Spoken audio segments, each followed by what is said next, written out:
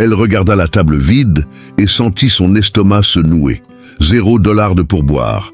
Après avoir servi cet homme à l'allure impeccable pendant 2 heures, il se leva et partit. Mais lorsqu'Amélie voulut débarrasser la table, ses doigts tremblèrent en effleurant quelque chose sous l'assiette. Un morceau de papier plié, 7 mots qui changèrent tout. « Tu me rappelles quelqu'un que j'ai perdu. Que cachait ce milliardaire ? Et pourquoi elle, parmi toutes les personnes, avant de découvrir cette histoire qui vous laissera sans voix? Abonnez-vous à la chaîne dès maintenant. Cliquez sur la cloche pour ne manquer aucune nouvelle histoire. Des vidéos chaque jour qui changeront votre vision du monde. Alors, commençons. La pluie de novembre tombait à verse sur les rues étroites de Paris, transformant la rue de la Paix en un miroir noir, reflétant la lumière ambrée des lampadaires victoriens. À l'intérieur du restaurant, le clair de lune, Amélie Dubois jonglait avec 3 assiettes, les pieds douloureux dans ses chaussures usées. Il était presque 11 heures du soir, et il lui restait encore 4 tables à servir avant de pouvoir rentrer chez elle, où Sophie, sa fille de 7 ans, dormait sous la garde de sa voisine âgée. À 32 ans, Amélie possédait une beauté discrète que la fatigue tentait en vain d'effacer. Ses yeux bruns conservaient une lueur de détermination, même après 3 ans passés à travailler comme serveuse depuis la mort de son mari, Pierre, dans un accident de voiture. L'assurance avait à peine couvert les frais d'obsèques et depuis, chaque euro était compté, pesé, soigneusement économisé pour le loyer, les repas de Sophie, ses cahiers d'école. La porte du restaurant s'ouvrit dans le doux tintement d'une clochette en bronze. Un homme entra, secouant la pluie de son pardessus gris foncé. Amélie le remarqua immédiatement. Un costume sur mesure, une montre qui coûtait probablement plus cher que son salaire annuel, une posture droite comme on n'en avait jamais dû à s'incliner. Il avait une 50aine d'années, des cheveux gris parfaitement coiffés et une expression de profonde lassitude dans ses yeux bleus. « Bonsoir, monsieur », dit Amélie en s'approchant avec son sourire professionnel. « Une table pour une personne ?» Il hocha brièvement la tête et elle le conduisit à la table près de la fenêtre, celle-là même que Pierre préférait lorsqu'il pouvait encore se permettre d'aller au restaurant. Ce souvenir lui transperça la poitrine comme une lame froide, mais elle le repoussa comme chaque soir. « Puis-je vous apporter le menu, monsieur ?»« Un simple brandy », dit-il d'une voix grave, polie mais distante. « Et ensuite, ce que vous me conseillerez, cela m'est égal. » Amélie cligna des yeux, surprise. Les clients de ce genre avaient généralement des préférences bien précises, des exigences détaillées. Mais il y avait quelque chose chez cet homme qui la fit simplement hocher la tête et s'éloigner. Tout en préparant son verre, elle l'observa discrètement. Il regardait par la fenêtre avec une expression qu'elle connaissait bien, celle de quelqu'un qui avait perdu quelque chose de précieux et qui le cherchait encore dans l'obscurité de la nuit. Pendant les 2 heures qui suivirent, Amélie servit une succession de plats préparés avec soin par le chef. L'homme mangeait machinalement, savourant à peine les mets qui, en d'autres circonstances, auraient été mémorables. Elle remarqua que ses mains tremblaient légèrement lorsqu'il tenait son verre, que ses yeux brillaient d'une lueur excessive, comme s'il retenait des larmes qui refusaient de couler. Parfois, lorsqu'il apportait un nouveau plat, il murmurait un « merci », presque inaudible. À un moment donné, son regard s'attarda sur elle, et Amélie sentit un frisson inexplicable lui parcourir l'échine. Ce n'était pas un regard déplacé, c'était différent, quelque chose qui s'apparentait à de la reconnaissance, de la surprise et de la douleur. Lorsque le restaurant commença enfin à se vider et que minuit approchait, l'homme demanda l'addition. Amélie apporta le plateau en cuir avec le total, 240 €. Il y inséra une carte de crédit en platine sans même regarder le montant. « Bonne nuit, monsieur », dit-elle en lui rendant la carte et le reçu. Il la regarda une dernière fois et cette fois, Amélie en fut certaine. Des larmes lui montaient aux yeux. Un instant, on crut qu'il allait dire quelque chose d'important. Ses lèvres s'entr'ouvrirent. Un mot commença à se former. Mais il se leva simplement, hocha la tête et sortit sous la pluie qui continuait de tomber, ne laissant que l'écho de ses pas sur le parquet. Amélie revint à la table avec le chiffon et le plateau. Et là, elle vit Pas de pourboire, pas une seule pièce, rien au-delà du montant exact de l'addition. 0 €. Après 2 heures de service attentionné, après cette étrange connexion, elle ne ressentit rien. La déception fut un véritable coup de poing dans l'estomac. Elle avait besoin de ce pourboire. Sophie avait besoin de nouvelles chaussures avant que l'hiver ne soit vraiment rigoureux. Le chauffage de l'appartement était en panne. Chaque euro, chaque centime, chaque pièce comptait. Les mains tremblantes de frustration et d'épuisement, Amélie commença à empiler les assiettes. C'est alors que ses doigts effleurèrent quelque chose sous l'assiette du plat principal. Une épaisse feuille de papier, pliée en 4. Elle la déplia, le cœur battant la chamade. L'écriture était ferme et élégante. « Tu me rappelles quelqu'un que j'ai perdu. Ta gentillesse ce soir m'a apporté quelque chose que l'argent ne pourra jamais acheter.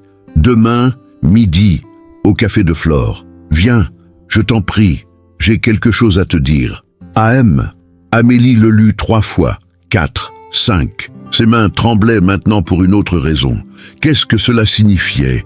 Qui était cet homme? Pourquoi elle? Et pourquoi son cœur battait-il si vite, comme si elle savait que quelque chose d'important, quelque chose qui allait tout changer, était sur le point de se produire?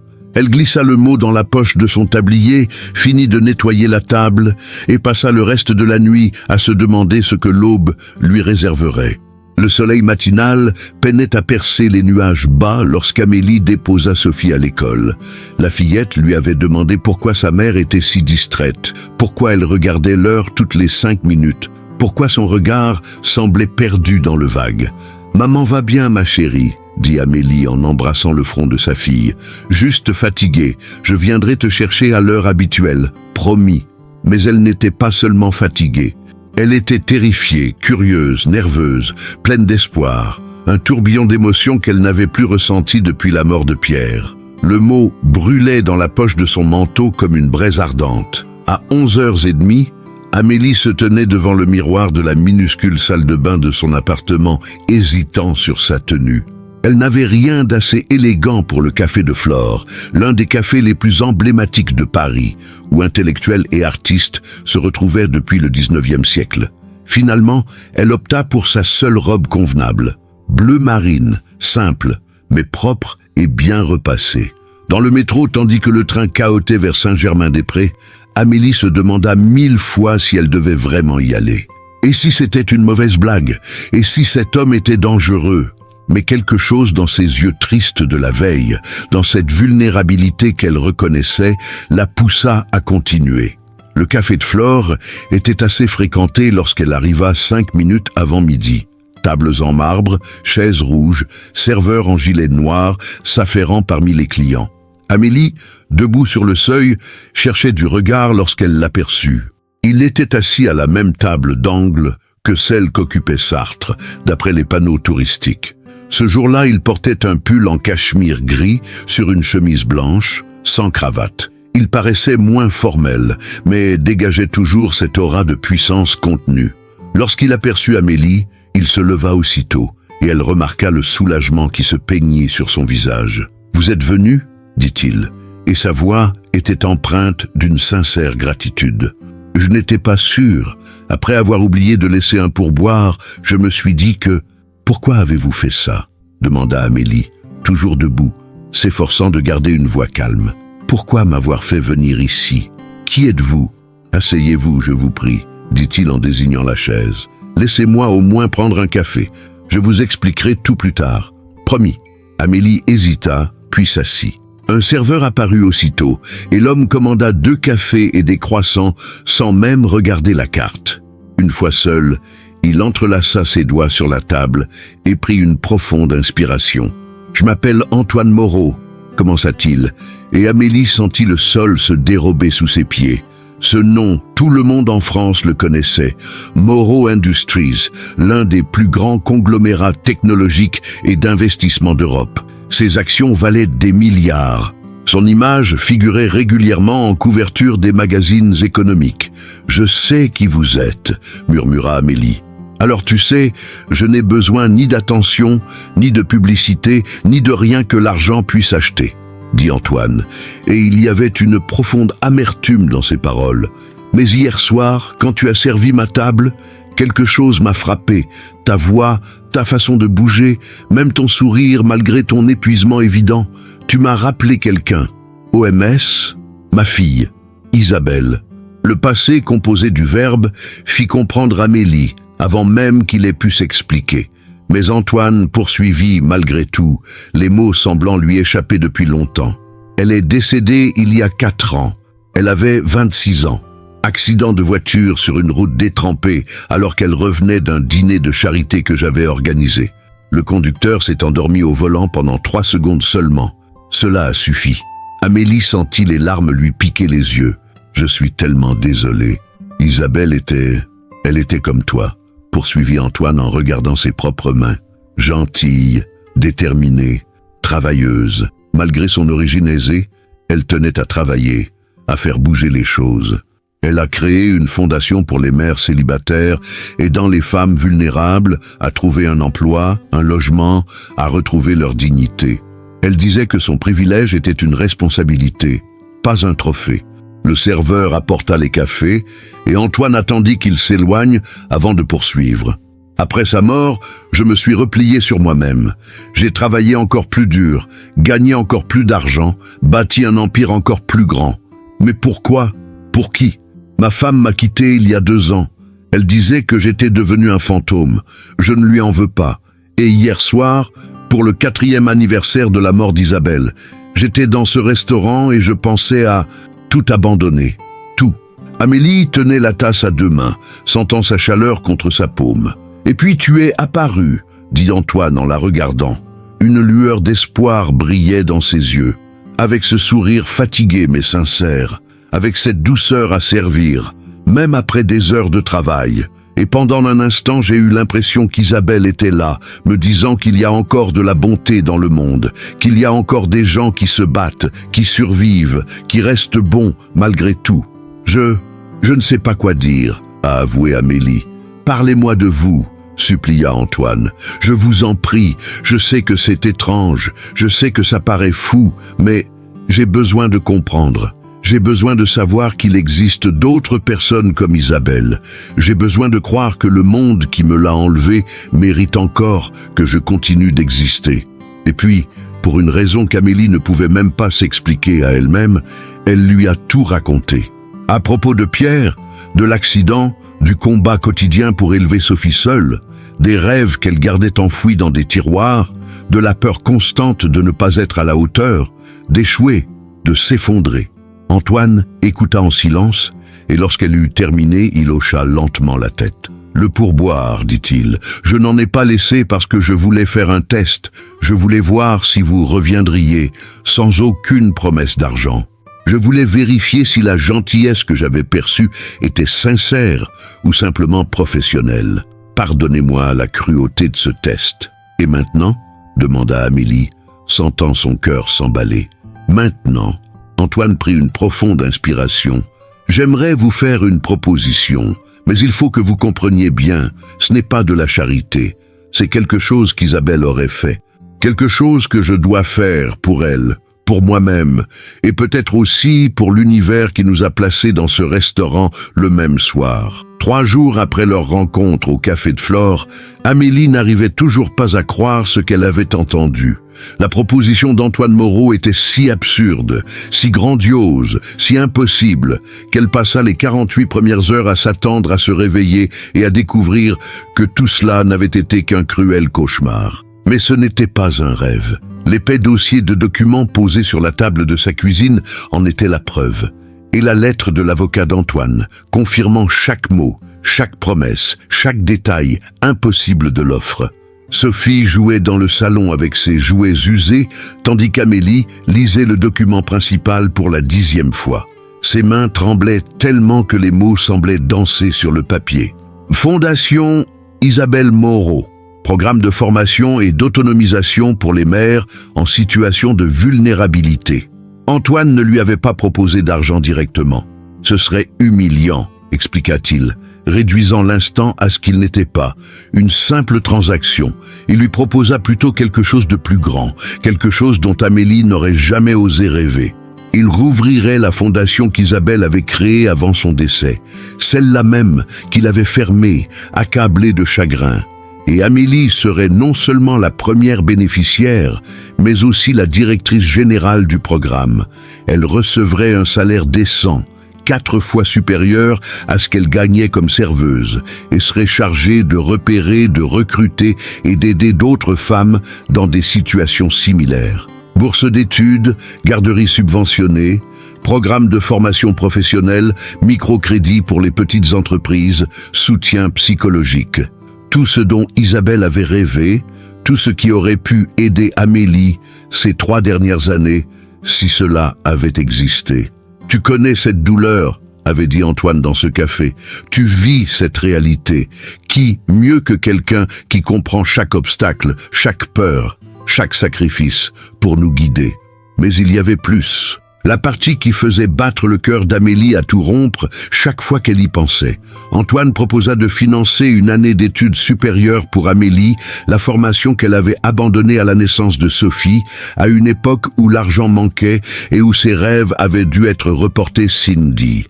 Une licence en gestion à la Sorbonne, des cours du soir, pour qu'elle puisse travailler et s'occuper de Sophie la journée. « Je ne veux pas qu'elle ne soit qu'un visage pour la fondation », a-t-il expliqué. Je veux qu'elle ait les vrais outils pour développer ce projet, pour le transformer en quelque chose de durable. Isabelle croyait qu'il fallait donner les outils, pas seulement le poisson. Amélie ferma les yeux, sentant les larmes couler sur ses joues. C'était trop, c'était terrifiant. C'était tout ce qu'elle avait demandé à l'univers lors de ces nuits silencieuses où Sophie dormait et où elle s'autorisait à pleurer. Le téléphone sonna, la tirant de ses pensées. C'était Antoine. Amélie a-t-elle pris une décision? Sa voix tremblait. Pourquoi moi? Pourquoi ne pas avoir choisi quelqu'un d'expérimenté, de formé, Parce que tu possèdes quelque chose qu'aucun diplôme ne peut enseigner, l'interrompit doucement Antoine. Tu as une véritable empathie, tu connais cette lutte. Et après 4 ans passés à côtoyer des zombies d'entreprise, après avoir perdu mon humanité avec ma fille, j'ai besoin de croire que des gens comme toi peuvent changer les choses. J'ai besoin de voir que le monde dans lequel Isabelle a vécu existe encore. Et si j'échoue, elle aura donc échoué après avoir essayé. Et malgré tout, elle aura étudié, elle aura grandi, elle aura donné à Sophie un exemple de courage. Isabelle disait toujours « Papa, l'échec n'existe que lorsqu'on abandonne ». Amélie regarda Sophie, qui fredonnait doucement en habillant sa poupée de vêtements de fortune. Sa fille méritait mieux. Elle méritait de la stabilité, des opportunités, un avenir où ses rêves n'auraient pas à rester enfermés dans des tiroirs. « J'ai une seule condition », dit Amélie, surprise elle-même par la fermeté de sa voix. « Dire, je veux en apprendre davantage sur Isabelle. » Si je dois diriger quelque chose en son nom, je dois comprendre qui elle était, en quoi elle croyait, comment elle pensait. Je ne veux pas simplement utiliser son nom comme façade. Je veux vraiment lui rendre hommage. Un long silence suivit à l'autre bout du fil. Quand Antoine finit par répondre, sa voix était étranglée par l'émotion. « Isabelle t'aurait bien aimé. Viens dîner demain. J'ai des albums, des lettres, des vidéos. Tu apprendras à connaître ma fille à travers ses souvenirs. Et ensuite, si tu veux toujours accepter, nous accepterons ensemble. » Ce soir-là, Amélie parla à Sophie de cette opportunité, en simplifiant les choses pour que la fillette de 7 ans puisse comprendre. Les yeux de Sophie s'illuminèrent lorsque sa mère prononça le mot « université ». « Maman, tu vas être étudiante? Comme moi? »« Oui, mon trésor, comme toi. »« Et aurons-nous une meilleure maison?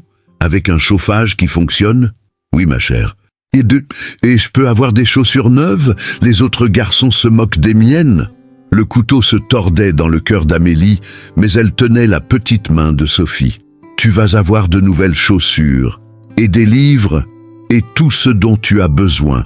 Maman te le promet. » Plus tard, quand Sophie dormait et qu'Amélie était seule avec ses pensées, elle prit dans le tiroir une photo encadrée. Pierre, le jour de leur mariage, arborant ce sourire qui l'avait fait tomber amoureuse, qui promettait un avenir qui ne vint jamais. « Je ne sais pas si c'est un signe de ta part, mon amour, » murmura-t-elle à la caméra. « Mais je dois essayer. Pour notre fille, pour moi, Pour toutes les femmes qui sont dans la même situation que moi, souhaite-moi bonne chance. » Le silence de l'appartement fut sa seule réponse. Mais peut-être, pensa Amélie, ce silence était-il une permission suffisante. L'hôtel particulier d'Antoine Moreau à Neuilly-sur-Seine était exactement comme Amélie l'avait imaginé. Élégant, discret, d'un luxe extravagant sans être ostentatoire, des jardins impeccablement entretenus, des grilles en fer forgé, des portes-fenêtres qui reflétèrent le ciel gris de décembre. La femme de chambre qui ouvrit la porte était une dame aux cheveux blancs et au sourire accueillant. « Vous devez être Amélie. Monsieur Moreau est à la bibliothèque. Permettez-moi de vous guider. » La bibliothèque était une pièce de rêve.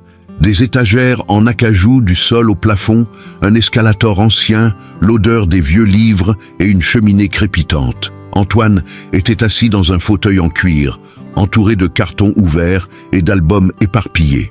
À la vue d'Amélie, il se leva brusquement. « Vous êtes venu ?» dit-il, et une certaine nervosité se lisait dans ses yeux. « Cela fait 4 ans que je n'ai pas ouvert ces cartons.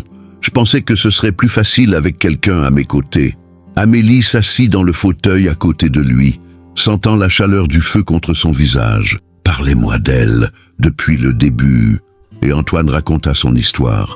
D'une voix étranglée mais ferme, il dressa le portrait d'Isabelle Moreau.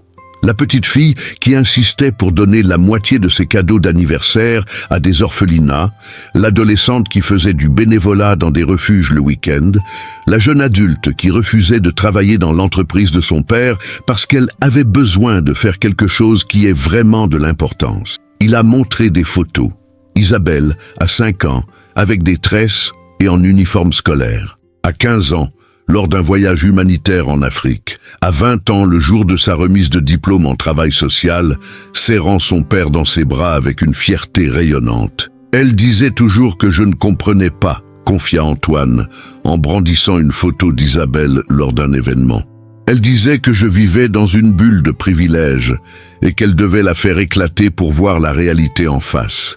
On se disputait souvent à ce sujet. Je voulais la protéger, lui offrir la sécurité, une vie facile. Elle aspirait à la difficulté, à un but, à un sens à sa vie. Elle était magnifique, a dit Amélie sincèrement. Elle était têtue comme une mule, dit Antoine en souriant, les larmes aux yeux. Quand elle a décidé de créer la fondation, je lui ai offert des millions. Elle n'a accepté que le nécessaire pour démarrer, disant que le reste viendrait de vrais donateurs, de gens qui croyaient en la cause. Elle voulait construire quelque chose de durable, qui ne dépende pas de l'argent de son père. Il ouvrit un carnet usé, rempli de notes écrites de la main penchée d'Isabelle. Voici son plan.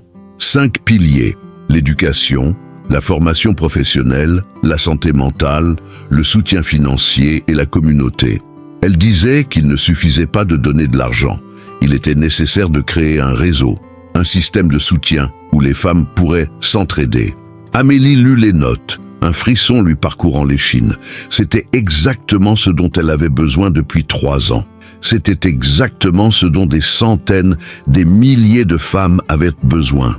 Elle avait déjà aidé 12 familles lorsqu'elle est décédée, poursuivit Antoine. 12 femmes qui ont maintenant des emplois décents, qui ont réussi à échapper à des situations de violence, qui ont repris leurs études. 12 histoires de renaissance. Et puis... Ils n'avaient pas besoin de finir. La douleur dans le silence en disait long. Ils y ont passé des heures, Antoine partageant des souvenirs et Amélie absorbant chaque détail. Des vidéos d'Isabelle expliquant la vision de la fondation, des lettres qu'elle écrivait à son père lors de ses voyages, même des enregistrements de conversations où elle discutait des stratégies avec sa petite équipe. « Tu comprends maintenant pourquoi j'ai pensé à toi ?» demanda Antoine, alors que le soleil commençait à se coucher. Tu as son cœur, sa détermination, son empathie. Isabelle disait toujours que les personnes les mieux placées pour aider sont celles qui ont déjà souffert. J'ai peur de ne pas être à la hauteur, a avoué Amélie. Isabelle avait peur elle aussi, mais elle l'a fait quand même. Le courage n'est pas l'absence de peur, Amélie, c'est agir malgré elle. Ce soir-là, lorsqu'Amélie rentra chez elle en taxi, Antoine avait insisté pour payer. Elle portait 3 choses, une copie du plan original d'Isabelle, un album photo de la fondation avant sa fermeture et quelque chose de plus lourd qu'un document. Elle portait la responsabilité d'honorer la mémoire d'une personne exceptionnelle, de perpétuer un héritage interrompu, de prouver que la bonté qu'Isabelle percevait dans le monde existait encore, qu'elle méritait encore d'être défendue. Sophie dormait déjà à son arrivée. Alors Amélie s'installa à la table de la cuisine avec une tasse de thé et ouvrit le plan d'Isabelle. Elle prit un carnet vierge et commença à y noter ses propres idées, adaptations et rêves. Si elle devait le faire, elle le ferait bien. Elle le ferait pour Isabelle, pour Sophie, pour elle-même, pour toutes les femmes qui méritaient une chance de reconstruire leur vie. À 3 heures du matin, lorsqu'elle s'est enfin endormie, Amélie avait 30 pages de notes. Et pour la première fois en 3 ans, quelque chose qui ressemblait à un véritable espoir brûlait en elle. 6 mois plus tard, Amélie se tenait devant un micro, face à une salle remplie de femmes. 53 pour être précis. 53 femmes d'âge, d'origine et de difficultés différentes, mais toutes unies par une même chose, le courage de tenter un nouveau départ. Le siège de la Fondation Isabelle Moreau était installé dans un immeuble restauré à Montmartre. Il comprenait 3 étages de salles de formation, de bureaux, une crèche, des consultations de soutien psychologique et un auditorium où se déroulait, à ce moment précis, la cérémonie d'inauguration officielle. Quand j'ai rencontré Monsieur Moreau il y a 6 mois, commença Amélie d'une voix plus assurée qu'elle ne l'aurait jamais cru possible, j'étais serveuse épuisée, mère célibataire désespérée, une femme qui avait oublié comment rêver. Aujourd'hui, je suis directrice générale de cette fondation. Et si cette transformation a été possible pour moi, elle l'est pour chacun d'entre vous. Antoine était au premier rang, et Amélie vit les larmes silencieuses couler sur son visage. À côté de lui, Sophie, maintenant chaussée de chaussures neuves et vêtue d'un uniforme scolaire impeccable, balançait fièrement les jambes de sa mère. La fondation a connu une croissance rapide. L'histoire de sa création, la serveuse et le milliardaire, le mot sous l'assiette, le souvenir d'Isabelle s'est répandu dans les médias. Les dons ont afflué. D'autres entreprises ont proposé des partenariats. Ce qui avait commencé comme un acte de deuil s'est transformé en un mouvement. Amélie avait mis en œuvre les 5 piliers d'Isabelle, mais en a ajouté un 6e, le mentorat. Chaque femme ayant participé au programme et réussi à reconstruire sa vie est revenue comme mentor bénévole, créant ainsi un réseau d'entraide indéfectible. Isabelle Moreau pensait que la dignité n'est pas de la charité, poursuivit Amélie. Elle croyait que chaque femme a de la valeur, du potentiel, de la force. Notre rôle ici n'est pas de sauver qui que ce soit, vous vous sauverez vous-même. Notre rôle est de vous donner les outils, de vous ouvrir des portes, de croire en vous quand vous n'y arrivez pas encore. Après son discours, des séances de présentation des programmes ont eu lieu. Marie, une des premières bénéficiaires, a raconté comment le microcrédit de la Fondation lui avait permis d'ouvrir une petite boutique de fleurs. Claudette a expliqué comment les formations l'avaient aidée à trouver un emploi de technicienne administrative. Un à un, les témoignages de transformation ont rempli l'auditorium. Ce soir-là, une fois tout le monde parti, Antoine et Amélie se retrouvèrent seuls dans la chambre d'Isabelle. C'est ainsi qu'ils appelaient le bureau principal, décoré de photos et de citations de la jeune femme. « Elle aurait adoré ça », dit Antoine, en regardant autour d'elle. « Elle t'aurait adoré. J'ai simplement continué ce qu'elle avait commencé. » Non, c'est toi qui l'as concrétisé. Tu as transformé un rêve en structure, une intention en action. Isabelle avait la vision, mais toi, tu as l'expérience. Ensemble, au fil du temps, vous avez créé quelque chose de rare, un véritable espoir. Amélie regarda par la fenêtre la tour Eiffel, illuminée au loin. 6 mois auparavant, une telle vue aurait été impensable. Tout comme tout ce qui s'était passé depuis cette nuit pluvieuse au clair de lune.